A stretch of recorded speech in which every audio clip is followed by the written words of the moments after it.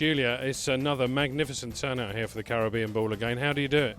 Well, it's a complete sellout, and I think it's just because everybody that's selling the Caribbean get along so well together, and they take this opportunity just to relax, let their hair down and enjoy, and we're delighted to do that. Everywhere you go in the Caribbean, people make you most welcome. They're extremely friendly, they're outgoing, and it's one of our unique selling points. I mean, there's so many events in the Caribbean that we've perhaps overlooked in the past. Things like crop over, music festivals, sporting festivals, sailing races, etc. There's so much going on, and I don't think they've taken enough notice of them and the importance that they have to people from overseas. We can go there, we can enjoy them. First quarter has been very, very good for the Caribbean, and interestingly, advance bookings, even in this economic climate, advance bookings for winter 2008-2009 are very positive.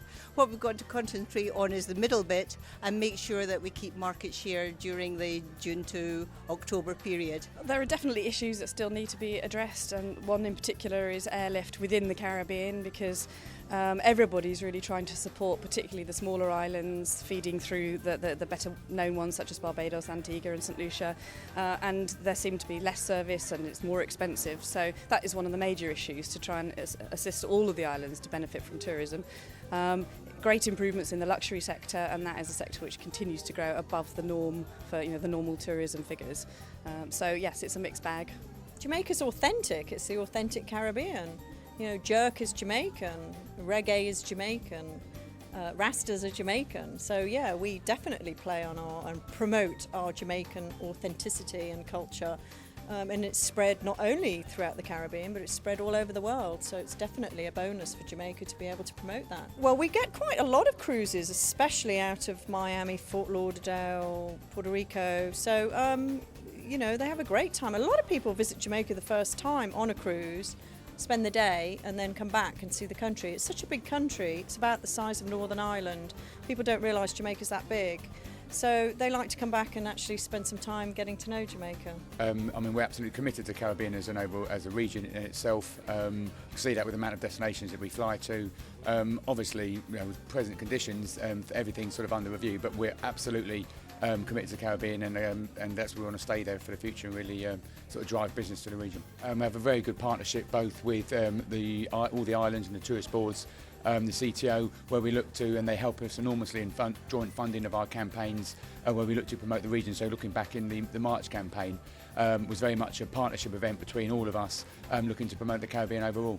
Well, BMI flies with the only airline to fly 3 times a week to Barbados and once a week to Antigua on our A330s with a 3-cabin service. We're the only airline with live flatbeds out of Manchester flying into the Caribbean, and we've got a fantastic premium economy cabin that has the seat that used to be in our business cabin, so it literally is the best premium economy cabin out there in the marketplace. At the moment we've got a Caribbean super sale on for travel from mid-June through to the middle of October, which is valid for another week for bookings. But yeah, we're doing really, really well. The forward loads have exceeded expectations and we're up year on year. Our services to Vegas and to Chicago are also doing well, and obviously, like you say, because of the dollar-based economy over in the Caribbean, I think it has had an effect for us, which is really encouraging. I don't think there's anybody who is what I would call a right-thinking member of society that believes that you can go by now without thinking about the environment. I think that it took a little time for us to sort of get into the swing of things, so to speak, but I think now that everybody who is involved in tourism, and I'm talking with people who are on the periphery, not just the people who are in mainstream tourism. I think the people on the periphery are also for the first time getting involved and asking questions about how they can do, green a number of issues. Now we have a lot of the main islands: Barbados, Antigua, St Lucia, Grenada, Tobago, Jamaica, Cuba. Barbados is always one of our favourite islands, but Antigua and St Lucia are putting in some strong numbers. There's positive growth in the Caribbean. The dollar is a favourable rate, but obviously we have to bear in mind what's going on with the oil and the utility costs, so it's a case of watching our pennies as well. We operate 3 class configuration on the aircraft, and all of those are equally important. Obviously we have a heavy penetration in the back end of the aircraft, so we need a broad spectrum of accommodation to match those needs. We've seen phenomenal growth, Graham, this year. We have two properties actually over there now. We've got our Sandals Grand Antigua Resort, where we added 180 suites, which opened in October of last year, and we've just seen fantastic growth at that particular property. And we've also now got the Grand Pineapple Beach Resort as well on the other side of the island, a very, very good value for money 3-star property on a fantastic beach. So we're just really just touching up the existing property, like I say, and I'd say a mid-range, very good all-inclusive, the great location, perfect for everyone, for singles, for couples, for families. I mean, we're still very, very big in the weddings and the honeymoon business, and obviously every year people are still looking for a value for money way to deal with their honeymoons and weddings, and we can cater for that. But I think more than that, I think there's great dining options. Certainly at our resorts there's great entertainment, there's great activities to do, whether it's land-based or water-based. So I think you've hit the nail on the head. We've certainly seen Eastern Caribbean and also in Jamaica and Bahamas and Turks, that there is a feel-good factor, and people are still wanting to travel there with us. Now in St Lucia, one of the things is that you've got fairly high development in the Rodney Bay area, but one of the things that always people are talking about is Gros Islet and the Friday jump-ups and things like that, and presumably that must be quite a key factor now in terms of promoting the island.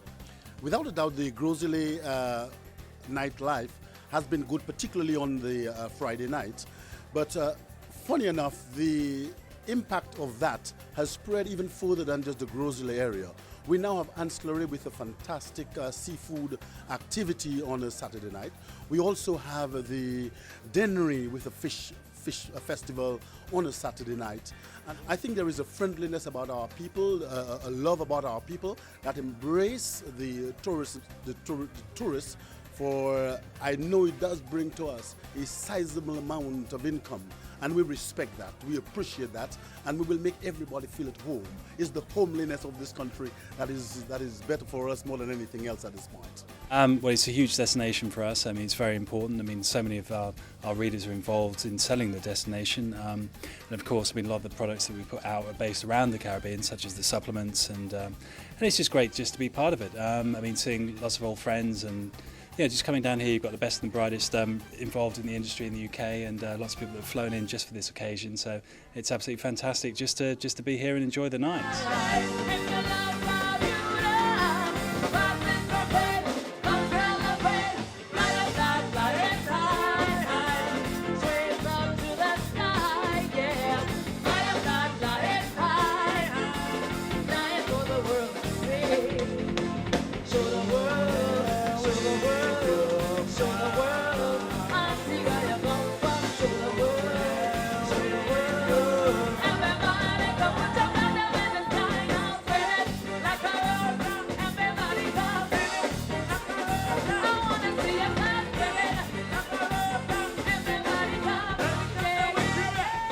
Favourite West Indian cricketer of all time?